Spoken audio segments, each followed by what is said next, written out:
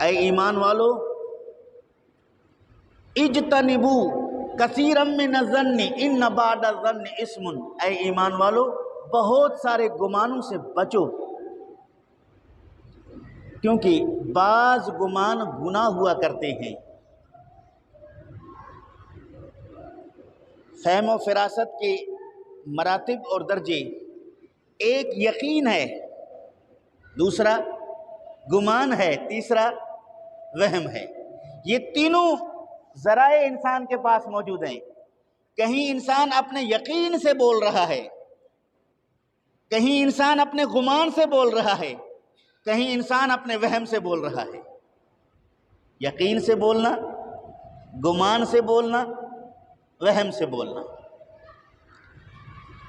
مثلاً کوئی مریض آدمی اپنا بلڈ پریشر چیک کرواتا ہے، چیک اپ کرنے کے وقت اس کا بلڈ پریشر نارمل ہے، وہ دوسری مرتبہ چیک کروا دیتا ہے تو نارمل ہے، تیسری مرتبہ چیک کروا دیتا ہے تو نارمل ہے، چوتھی مرتبہ چیک کروا دیتا ہے تو بلڈ پریشر ہائی ہے یا لو ہے۔ اب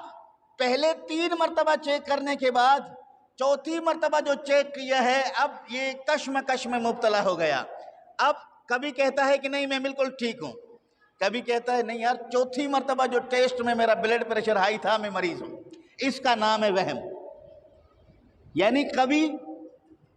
اس طرف کا یقین کر لے، کبھی وہاں سے پھر بھاگ جائے، ایک جگہ رکے، ایک جگہ نہ ٹکے، اور اس خیال کو کیا کہتے ہیں؟ وہم کہتے ہیں۔ اور ظن یقین کے معنی میں بھی استعمال ہوا ہے، ظن وہم کے معنی میں بھی استعمال ہوا ہے، اور ظن جو ہے گمان کے معنی میں بھی استعمال ہوا ہے قرآن کریم میں۔ یہاں اللہ رب العالمین فرماتا ہے یا ایھا الذین آمنوا اجتنبوا کثیرا من الظن، بہت سارے گناہوں سے اپنے آپ کو بچاؤ، ان بعد الظن اسم، اس لیے کہ بہت سارے گمان گناہ ہوا کرتے ہیں۔ یہاں ظن سے مراد یقین نہیں ہے، یہاں ظن سے مراد خیال اور گمان ہے جو انسان کسی کے متعلق رکھتا ہے۔ یہاں علماء مفسرین نے بدگمانی مراد لیا ہے، کسی کے متعلق برا خیال رکھنا، کسی کے متعلق اپنے ذہن میں بری باتوں کو لے آنا، یہ سمجھنا کہ یہ واقعی ایسا ہوگا ایسا ہوگا۔ تو اللہ رب العالمین نے قرآن مجید میں ایسے بدگمانی سے روکا ہے، بدگمانی سے، چونکہ جب انسان کسی کے متعلق بدگمان ہوتا ہے تو بدگمانی کے بعد وہ پھر دوسرے گناہ کرنے لگ جاتا ہے، وہ اس کی غیبت کرنا شروع کر دیتا ہے۔ بدگمانی پیدا ہونے کے بعد پھر غیبت کا عمل شروع ہو جاتا ہے، پھر چغلی کا عمل بھی شروع ہو جاتا ہے، پھر کسی انسان کو فاجر، فاسق اور برا خیال دل میں لے آتا ہے تو پھر انسان کے درمیان نفرتیں پیدا ہو جاتی ہیں۔ یہاں قرآن مجید نے فرمایا یا ایھا الذین آمنوا اجتنبوا کثیرا من الظن، بہت سارے گمانوں سے بچا کرو، اس لیے کہ یہ بہت سارے گمان گناہ ہوا کرتے ہیں۔ قبیلہ بنو مستلق نے نبی کریم صلی اللہ تعالیٰ علیہ وآلہ وسلم کی بارگاہ اقدس میں عرض کیا کہ یا رسول اللہ صلی اللہ علیہ وآلہ وسلم، آپ اپنا قاصد بھیجیے، ہم اپنے لوگوں سے زکوٰۃ کا مال اکٹھا کر کے جمع کر کے اس کے حوالے کر دیں گے، وہ ہماری طرف سے زکوٰۃ کا مال لے آ کر آپ کی بارگاہ میں پیش کرے گا، آپ پھر مستحقین میں تقسیم فرمائیں گے۔ نبی کریم صلی اللہ تعالیٰ علیہ وآلہ وسلم نے قبیلہ بنو مستلق کے اس درخواست کو قبول کیا، اور آپ صلی اللہ علیہ وسلم نے فرمایا کہ فلاں دنوں میرا قاصد تمہارے پاس آئے گا، پھر زکوٰۃ کا مال اکٹھا کرنا، مال مویشی، بھیڑ بکریاں جو کچھ ہے وہ جمع کر کے اس کے حوالے کرنا، یہ مال مدینہ المنورہ لے کر آئے گا۔ نبی کریم صلی اللہ تعالیٰ علیہ وآلہ وسلم نے ولید بن عقبہ کو قبیلہ بنو مستلق کی طرف بھیجا کہ آپ جا کر وہاں انہیں بتائیں کہ مجھے رسول کریم صلی اللہ علیہ وسلم نے بھیجا ہے، اور جو تمہارے پاس زکوٰۃ کا مال ہے اسے جمع کر کے میرے حوالے کر دو تاکہ میں رسول کریم صلی اللہ علیہ وآلہ وسلم کی بارگاہ اقدس میں اس کو پیش کروں۔ وہاں قبیلہ بنو مستلق کو یہ اطلاع ملی تھی کہ نبی کریم صلی اللہ تعالیٰ علیہ وآلہ وسلم کا قاصد آ رہا ہے، اسے مال جمع کر کے دینا ہے، کیونکہ قبیلہ بنو مستلق کے لوگ نبی کریم صلی اللہ علیہ وسلم کے سچے پکے غلام صحابہ تھے، انہوں نے نبی کریم صلی اللہ تعالیٰ علیہ وآلہ وسلم کے بھیجے ہوئے قاصد کے متعلق سنا تو اپنے گھروں سے باہر نکل آئے،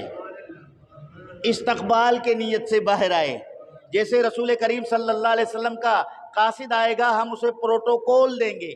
اس زمانے کے اعتبار سے، اس رسم و رواج کے اعتبار سے ہم بڑے شاندار طریقے سے اس کو اپنے علاقے لے جائیں گے،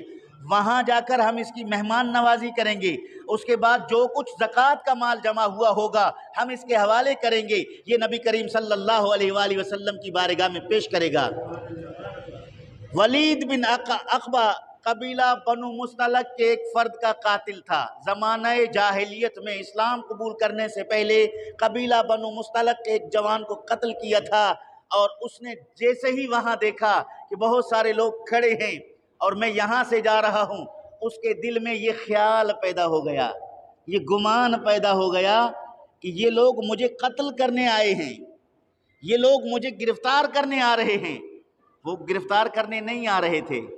وہ قتل کرنے نہیں آ رہے تھے، وہ اس کے استقبال میں آ رہے تھے، وہ اس کو شاندار طریقے سے اپنے بستی میں لے جانا چاہتے تھے، لیکن چونکہ یہ جاہلیت کے زمانے میں ان کا قاتل تھا، اس ڈر سے کہ مبادا میں ان کے پاس چلا جاؤں گا یہ مجھے گرفتار کریں گے اور گرفتار کر کے مجھے قتل کر دیں گے، اور وہ وہاں سے بھاگا ہوا نبی کریم صلی اللہ علیہ وسلم کی بارگاہ میں آ کر عرض کیا، یا رسول اللہ صلی اللہ علیہ وسلم، آپ نے مجھے بھیجا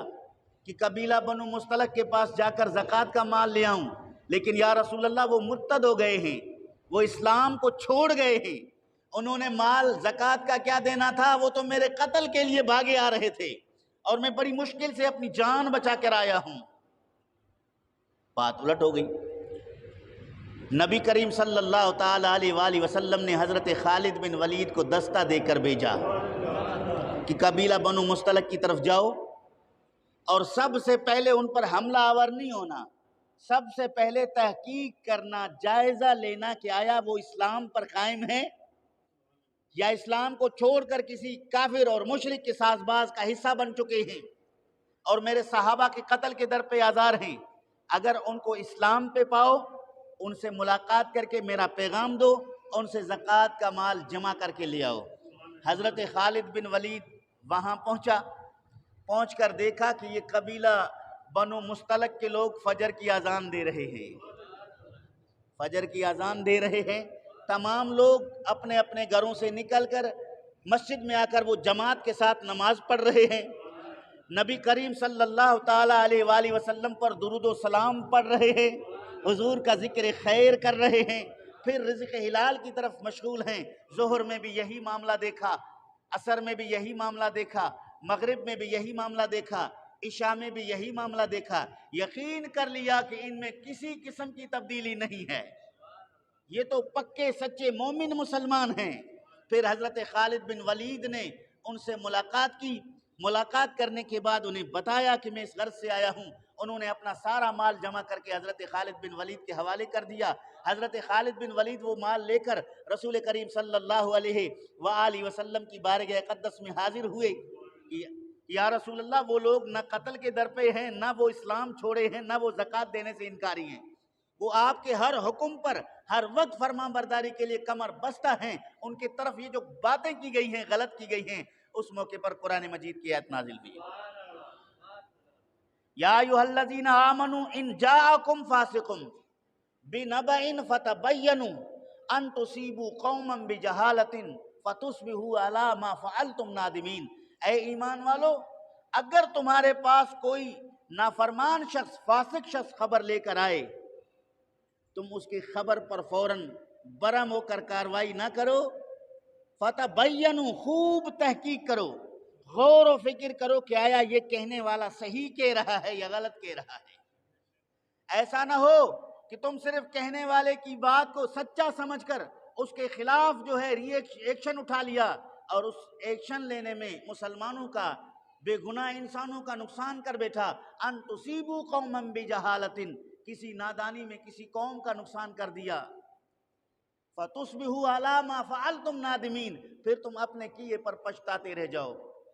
کاش کہ ہم پہلے جان لیتے کہ آیا یہ بات صحیح ہے یا غلط ہے، اس سے پہلے ہم نے وہ کاروائی کر لی جس کے بعد ہمیں ندامت کا سامنا کرنا پڑا۔ ایک آیت یہ کہ نازل ہوئی اور دوسری یا ایھا الذین آمنوا اجتنبوا کثیرا من الظن، اے ایمان والو بدگمانیوں سے بچو، کیونکہ وہ بدگمانی تھا، وہ استقبال کرنے کے لیے آئے تھے، اس کے دل میں گمان پیدا ہو گیا کہ مجھے قتل کرنے آ رہے ہیں، یہ خیال بد دل میں پیدا ہو گیا، تو اللہ نے فرمایا کہ ایمان والو بدگمانی سے بچو، اس لیے کہ بہت سارے بدگمانیاں گناہ ہوا کرتے ہیں۔